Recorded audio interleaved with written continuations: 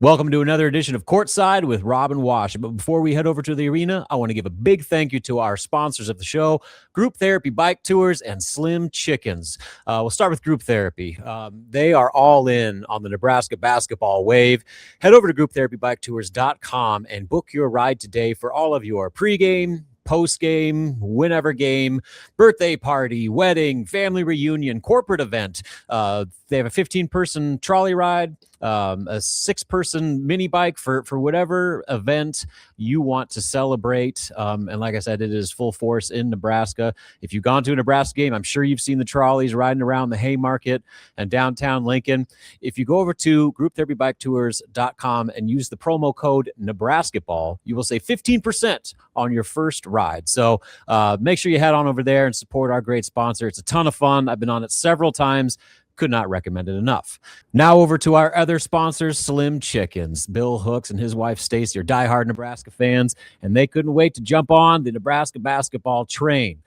Locally owned Slim Chickens has 2 locations, 84th and Old Cheney and 16th and Pine Lake. Slim Chickens features a variety of options with fried and grilled chicken tenders, wings, salads, wraps, sandwiches, chicken and waffles, and southern sides. What makes Slim's different? Well, they have over 17 different dipping sauces for guests to choose their favorite. Slim Chickens is available for dine-in, drive-thru, or delivery via their online ordering. Check out Slim Chickens app and start earning rewards today. Slim Chickens is always a favorite for large gatherings and tailgate parties, especially Nebraska basketball tailgate parties, and let them do the cooking for you. Slim Chickens is moving forward, and they are expanding to the north side of Lincoln soon, so keep an eye out for that. Stop into your local Slim Chickens restaurant today for some southern hospitality and see their newly remodeled locations. Again, thanks to all our sponsors. Now let's head over to the arena and take you courtside with me, Robin Wash.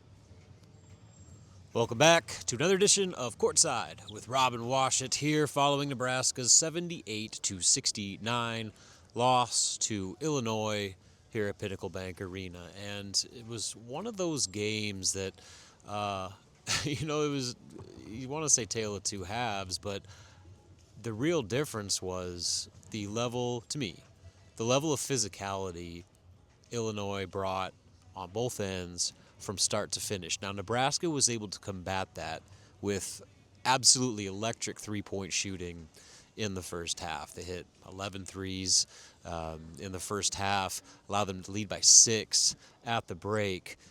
But that's a tough way to try to survive, leading that exclusively on the three-point shot. And the Huskers' inability to get much of anything inside the arc, while also struggling to finish possessions on the defensive end with rebounds.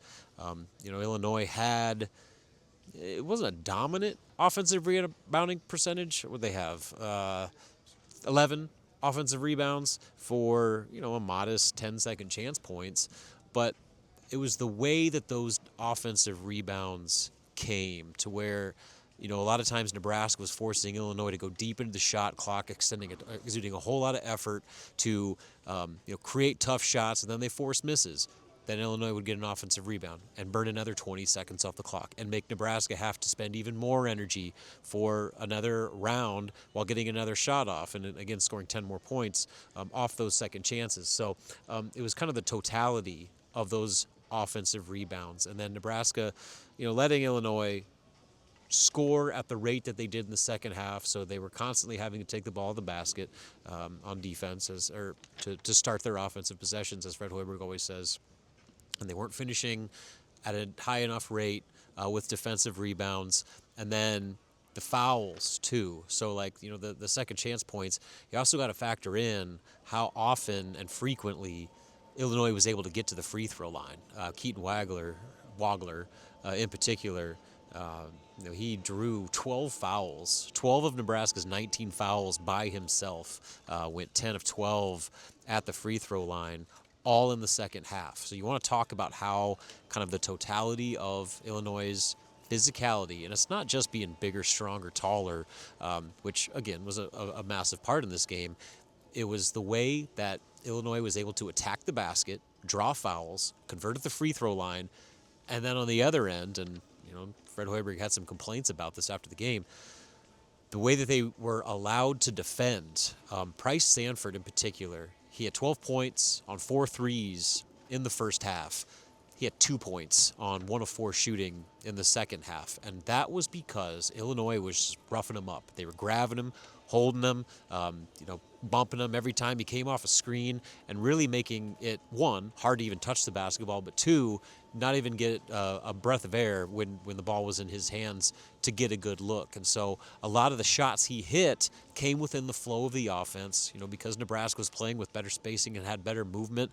Illinois shut that off in the second half, which made life extremely difficult for Nebraska to get those three-point shots in rhythm at the rate they were doing in the first half. And, again, Fred was visibly upset about the way Illinois was allowed to defend, but you know what? That's just the reality of the game. And Nebraska didn't do a good enough job adjusting to that, particularly with, finding ways to get the ball into the paint more. And, I think a lot of it was they were deterred because of Illinois' shot blocking. Illinois is one of the biggest, best shot blocking, rim protecting front courts that there is in the country. And so, Nebraska is not very good usually at finishing in the rim, especially in the half court. So they wanted to be smart with the chances they took inside, but I think that they kind of got a little too scared with that, or not scared, a little too hesitant to force the issue more than they did. Braden Frager was excellent. He was 6 of 12 from three-point range, 20 points off the bench, didn't miss a beat with his shot and providing that spark that Nebraska desperately needed off the bench. But you never really saw him put his head down and get to the rim the way he did against Ohio State, the way he did against Indiana. Those kind of crunch time plays where Braden just uses his physicality and his athletic ability to force the issue. Again, in the paint, draw fouls, get to the free throw line. What did he get? He had 2 free throws, and Nebraska only shot 5 as a team. To me, that's got to be more of a concerted effort for them going forward. I understand why they wanted to pick their spots a little bit with how they attacked the rim, but they shot 35 threes. 35 of their 59 shots were three-pointers. They only made 10 shots inside the arc.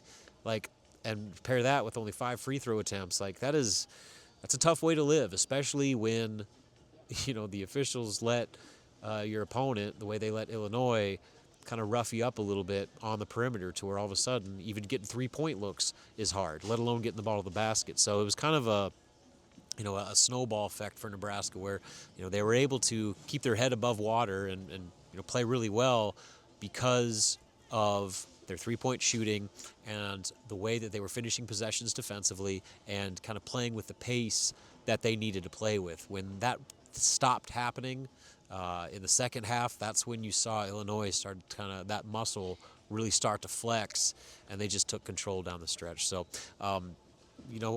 it's the thing you got to keep in mind here. It's back-to-back losses. It's their first home loss of the season for Nebraska. But the reality is they've lost 2 games to 2 straight top 10 teams. There's no shame in that, especially the Michigan game where despite being down 2 of their best players, they had every opportunity to win that. This one just kind of, they wore down the stretch, but still they were in the game with 8 minutes to go, 6 minutes to go, and eventually just kind of got away from them. So you can't let these losses derail your confidence and everything that you built up over those first 20 wins. And the good news is they get a nice 5-day break. They've had a lot of 2-day preps over this stretch, a lot of road games, and obviously playing some of the best competition the Big Ten has to offer. So they get a bit of a break where you get a 5-day rest before heading over to play Rutgers, which, road games in the Big Ten are always tough. Rutgers is a physical team. They're going to try to probably do a lot of the same things that Illinois did to try to kind of bully Nebraska a little bit, but that's a game Nebraska should win. Rutgers is struggling right now. Nebraska is the better team, especially when they play up to their potential, so you get a little bit more of a break. You can get your guys kind of settled in, regroup, and go on the road and try to have a get-right game out in Piscataway. But for Nebraska to beat Rutgers, for them to beat anyone else on their schedule, and maybe more so, accomplish what is still on the table for them to accomplish in terms of competing for a conference championship, competing for a top 2, maybe number 1 overall seed, that's still out there. Even after 2 straight losses, all of that is still on the table. But if for Nebraska to have any chance of doing that, they need their stars to be stars. And particularly I'm looking at Rink Mast. And I hate to bag on a guy that went through what Rink went through over this last week. I mean, I thought Fred Hoiberg put it best. Rink looked like a guy tonight that was in the ER on Wednesday, and 2 days earlier was up all night throwing up. Like, he just didn't have that juice to him. You know, he just it looked like he was fighting it a little bit offensively. You know, I don't think he trusted his shot. Didn't seem to really have his legs under him, you know, with the basketball, and just kind of looked like he had some rust. And so you hope over that break, Rink can get some time to continue to, you know, process whatever he was dealing with that illness, and get back to his form. But the problem is that those struggles were happening even before that illness in Michigan. You know, he was going through it a little bit offensively. He was struggling finding a shot. The inefficiency, especially from the three-point line, was kind of already one of those concerns. The difference was Nebraska was still winning, despite Rink not shooting the way that we know Rink can shoot. So, you know, to flip this script over what's happened over the last two, they've got to get their best player playing his best basketball again. They built this roster around Rink Mast. Everything that Nebraska does is built around Rink. And when he is playing at an all Big Ten level, Nebraska is as good a team as there is in the conference. When he's struggling and Nebraska has to try to win without him, or in some cases in spite of him, that's when you're putting a lot of pressure on Price Sanford, where teams can all of a sudden start to bully him up a little bit on and off the ball. You know, and you can get what you get out of Braden, you can get stuff from Jamarcus, but when you get, 7 total points from Price Sanford and Rink Mast in the second half against a team like Illinois, I mean, your odds of winning pretty much go out the window at that point. So for me, there's no more important player on Nebraska's roster to getting this season back on track and keeping those goals for Nebraska within reach than Rink Mast. And again, you hope that this 5-day break will allow him to kind of get past whatever he was dealing with, get his energy back, get some weight back. From what I was told, he had made significant progress over the last 48 hours just in terms of kicking that illness. So you hope that continues and he can get back to his old form, because Nebraska needs every bit of it right now. Even against a team like Rutgers, which is going through their share of struggles, Rink needs to be Rink. This is crunch time right now. I mean, you're in February. Like, this is when seasons are defined. And so Nebraska can't afford to just get by while Rink kind of just figures it out. He's too important. I mean, he is the centerpiece of everything that they do, and they need him to be at his best. In the meantime, we get a little bit of a break here, like I said. We'll be back out in Piscataway. I'll be making the trip out there. Tune in for pregame thoughts and postgame analysis, like always. And thanks again to my wonderful sponsors, Group Therapy Bike Tours and Slim Chickens. And, tough one for Nebraska, but still a lot out there for them. And it starts with getting back on track out in Rutgers. Talk to you later.